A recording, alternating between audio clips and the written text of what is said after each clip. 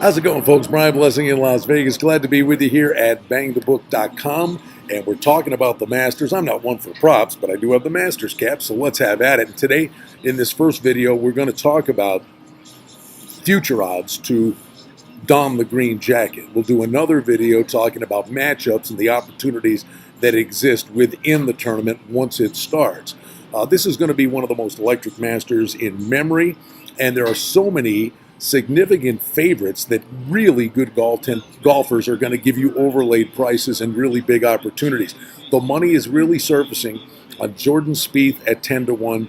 Tiger Woods is at 12-1. The other guy that's taken dough, and why not, is Justin Thomas, who's playing great. But the Masters is all about knowing that your way around Augusta National, and experience means a lot. Phil Mickelson's down to 16-1, as is Bubba Watson at 16-1. And I've always said, if Bubba Watson's playing good golf, the course is set up for him. It really does favor a golfer that hits a high, soft fade, and that would be a left-hander, with the majority of shots for the righties having to play a draw, and it's harder to stop the ball on these hard, fast greens. The weather looks like it's going to be really good for the 4 days. It's going to be electric, and there are going to be big opportunities. I think it comes down to a betting strategy for you. Personally, the way I approach most golf tournaments, I'm always looking for long shot plays at the outset. Knock on wood, it worked this past week. I had Ian Poulter at 80-1 before the tournament, shot a 73, then a 64, got back in it, was only 4 back. Actually, threw another little couple bucks on him at 60-1 on Friday night. Knock on wood, he won. That's the beauty of golf. Basically, the rest of the golf season is going to be a free roll for me, and that's what you can do in the Masters. A few years ago, Danny Willett on Friday night, he was a few shots off the pace. 40-1 was the number. Jordan Spieth hit it in Race Creek and basically put Willett into the lead, and he was able to kick the door down. So from a betting strategy, I think if you pick a favorite and you want to go kind of all in or a significant bet, pick one of these guys. But the reality of it is, and I think Rory McIlroy at 12-1 is a guy you look long and hard at. He's in good form. He won down in Florida, and this is the tournament he wants to win more than any because he's going for the Rory Grand Slam. And he had a chance to win this several years ago, but shot an 80 on the final round. So he can play Augusta National. So I like McIlroy of the premier players to be the one that's there.